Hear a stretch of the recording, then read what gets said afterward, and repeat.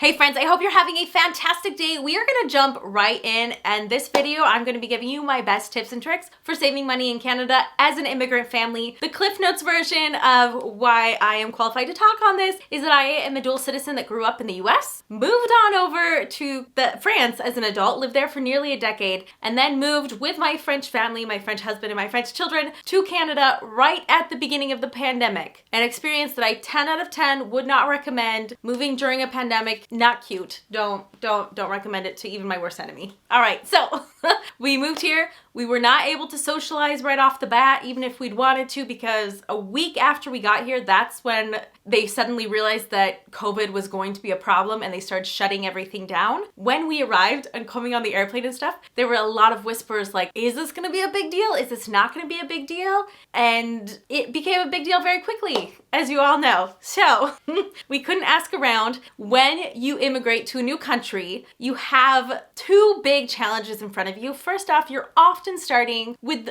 just the bare minimum of supplies, whatever you could carry in your suitcase from your home country. Some people are lucky and have more shipped to them. They can afford to have multiple suitcases, things like that. But a lot of people are coming over with the strict minimum. And then also the second challenge is that you don't know what the prices are generally expected to be for certain items. You don't know necessarily where the best places are to get the cheapest things.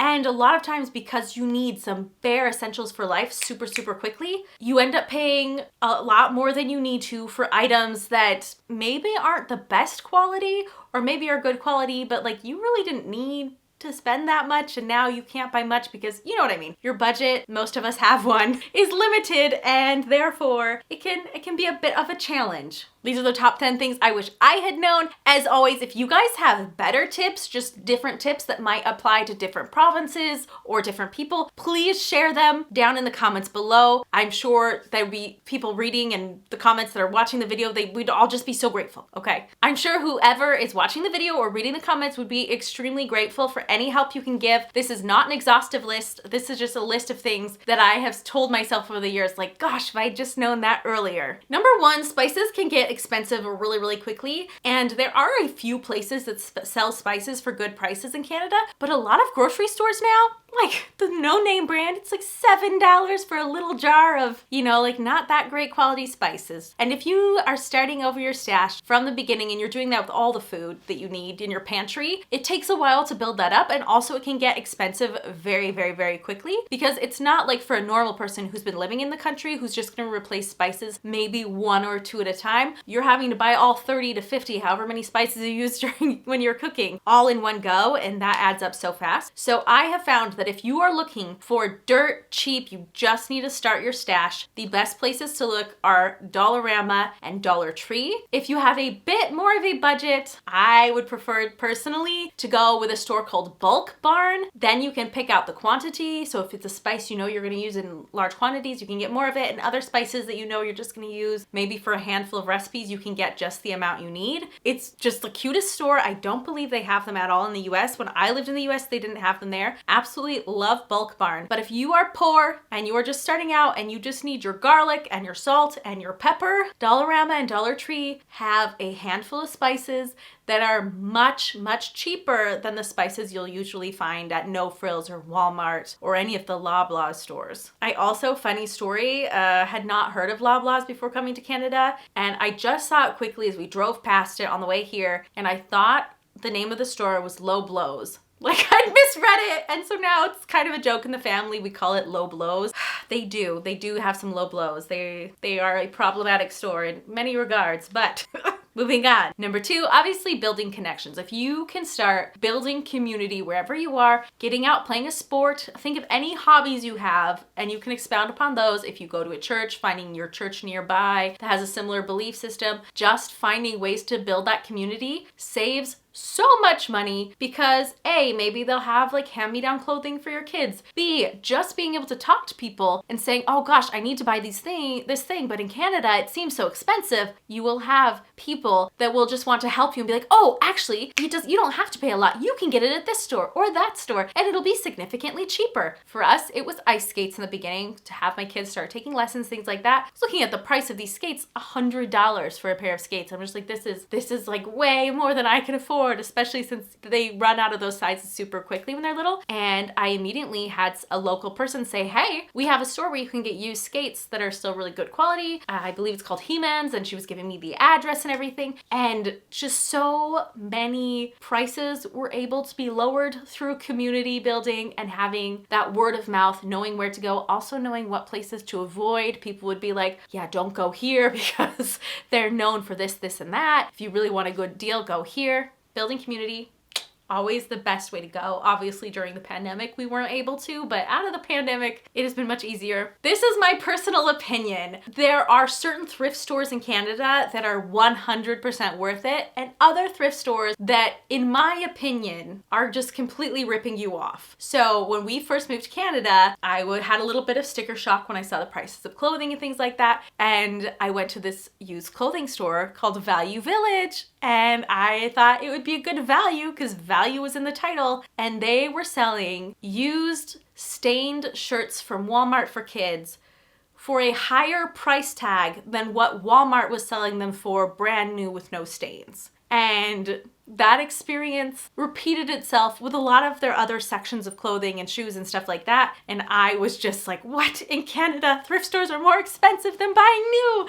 And I was in a little bit of a period of disappointment at that experience. But since then, I have found better thrift stores with better pricing, often with better stock, and it's obviously very much going to depend on the region where you're in, whether or not these stores are available. But if you have children, Once Upon a Child is fantastic for toys, for clothing, for kids, for shoes, for any sort of baby gear. They have so much selection, and you can also, if your kids grow out of things, they're gently used, but it's still wearable, you can resell it at Once Upon a Child and actually get money. We took a whole bag of clothes that I was just gonna give to any sort of charity type of a thing. I didn't really care. And I thought, let's take it to Once Upon a Child first just to see. And I got over 40 bucks out of that bag of clothing. Big surprise, and it helped me buy more clothing to replace the clothing that they'd outgrown. Love that store. I also really like Plato's Closet. I know some people have mixed experiences there with selling their items. It seems that online it's really popular. People go and they complain that Plato's Closet didn't want to repurchase their like name brand fancy clothing. I don't know. As somebody who's buying the clothing,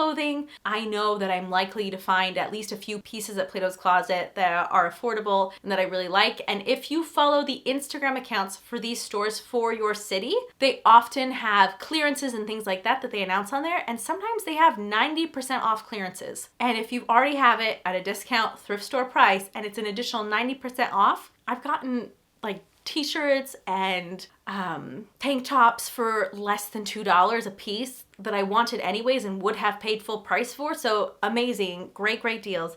Definitely worth checking out. And there's also Mission Thrift in the area where I live. And Mission Thrift in London, Ontario, for example, the 20th of every month, they do the whole store at 50% off. The prices are pretty good to start with compared to other thrift stores in the area. But then when they have that additional 50% off, it's insane. I got an authentic American Girl doll for $2.50 at Mission Thrift. And her hair was in perfect condition, but $2.50 for an American Girl doll for my daughter. I was thrilled. Those are usually about 140 Canadian, so absolute steal. Read up on return policies, especially for big companies. You might be surprised at how more lenient Canadian return policies are than a lot of the return policies in Europe. And the opposite can happen too. Maybe the return policies aren't going to be as flexible in Canada or in whatever country you're moving to as they are in your home country. And that's really good to know in advance so that you don't make an oopsie, get a big purchase that you can't return and end up losing money that way.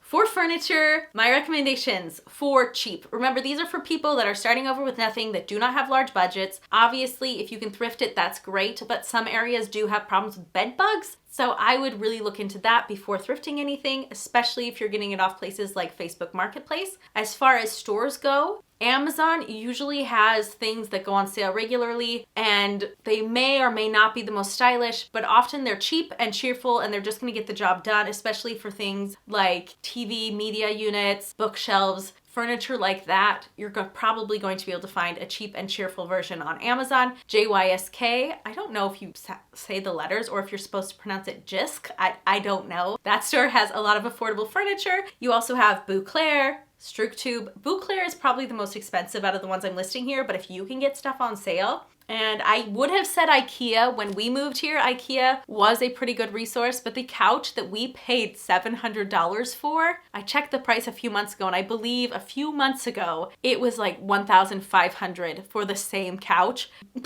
No. Plus you have to pay very high shipping costs if you don't live in a city that has an IKEA in it. So something to keep in mind, IKEA is going to be very hit or miss for furniture being cheaper, especially with inflation and how much prices have gone up there. Structube is good. We try to buy our furniture from Structube. Structube is the French pronunciation, I believe. Structube, I believe is the English pronunciation. And in the open box offers, you get an additional 25% off, but it might have slight cosmetic defects. I've got a dog and 2 small kids. Any furniture in our house that's here longer than 24 hours is going to get cosmetic defects on it anyways, so we might as well. But everything we've got from there so far has come looking completely brand new and had no defects. So I don't know if we've just had extreme luck with their open box policy or if there's something I'm missing, and I don't know. But it's usually a really good deal that way. Using the Flip app to compare prices on your phone, I'll put a screenshot here. The Flip app is really great to compare and contrast grocery store prices. You can look at all the flyers for your local area with your postal code, and you're able to see whether or not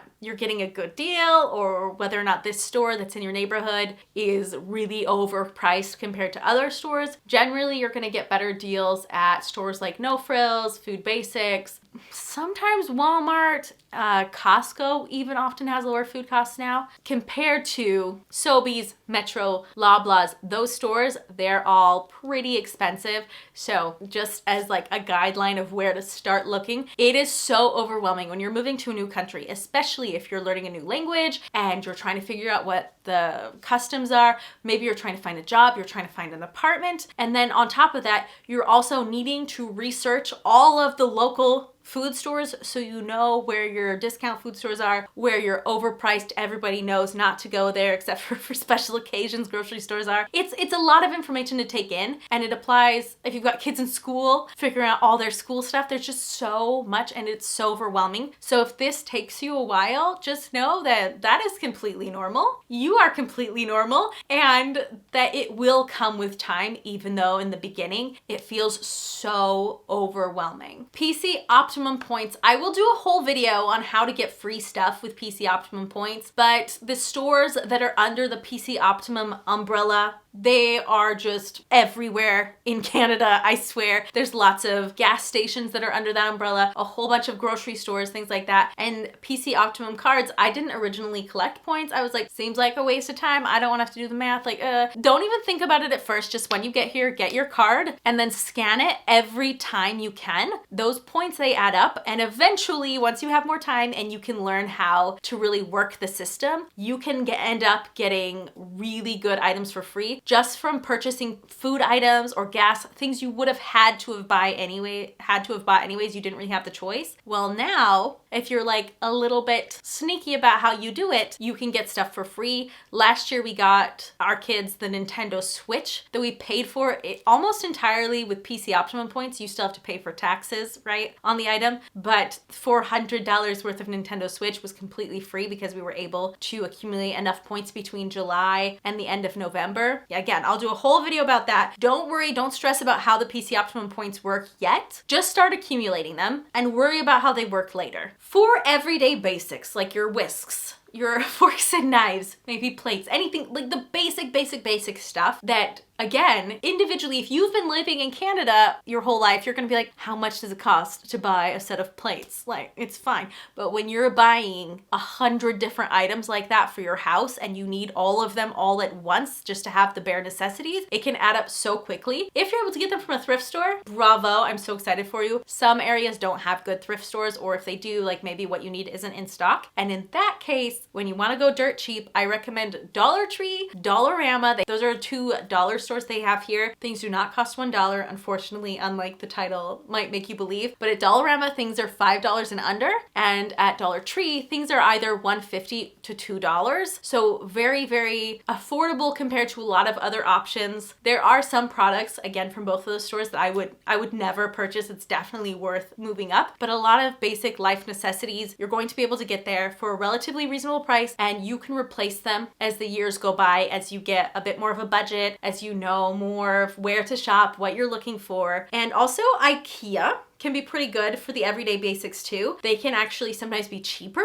than Dollar Tree or Dollarama per item. You will have to pay shipping, again, if you don't live where there's an IKEA, but the shipping on the small items, the things that they can ship you just like in a box through the regular post, is significantly cheaper than if you try to ship furniture, and you can usually get pretty good deals that way. Something worth, price comparing, checking out. But if you're trying to get set up as fast as possible and you have an itty bitty budget, Dollarama and Dollar Tree are going to become your best friends. Something they did not have in France that they have in Canada is clearance options pretty much all year round. There's usually some sort of clearance going on in a lot of the stores. Always worth checking. Again, if you're coming from a country like France, where they're only allowed legally to do big clearance sales 2 times a year. It's for les soldes is what they call it. So the sales, they have them usually in January and then again in July. In Canada, it's not like that. It's all year long. It's often worth going into stores if you're really on a very tight budget and just looking to see what they have in clearance, to see if you can get what you need on clearance before paying full price for it. Definitely worth checking out. And then as a last little tip, I have a TikTok channel where I talk all the time about different Canadian deals. I especially focus on these daily Amazon deals. In the morning, I get on my computer, I look at like 8 different websites and forums, and I try to find the best deals that are available on Amazon Canada, coupon codes, things like that. And I post them all over to that TikTok channel. So I definitely would recommend following that channel. And then in the comments too, it's super useful because occasionally I'll find something for a really good price and somebody will be like, it's even cheaper at Costco, and they'll share an even better deal. So it's a really great community we have over on TikTok, and I would love for you to join. Would love to have you over there. And those are my tips. Make sure you're subscribed to this YouTube channel. This YouTube channel this year is getting a big makeover, and this video forward, all of my videos are going to be focused on lifestyle and especially saving money, budgeting while living in Canada, because we have so much content for budgeting when you're living in the US. And in Canada, the offers we're getting are just a little bit different, and the strategies are sometimes just a bit different. We're working with a different country, a different setup, and a lot of it I'm having to learn as I go. So hopefully this channel will be very useful if you too have immigrated to Canada, or even if you're just somebody who's been living here your whole life and you just like to chat about good deals, share good things that you found, please let us know. And again, please leave in the comments if you guys have better or different information or different ways to save. There are so many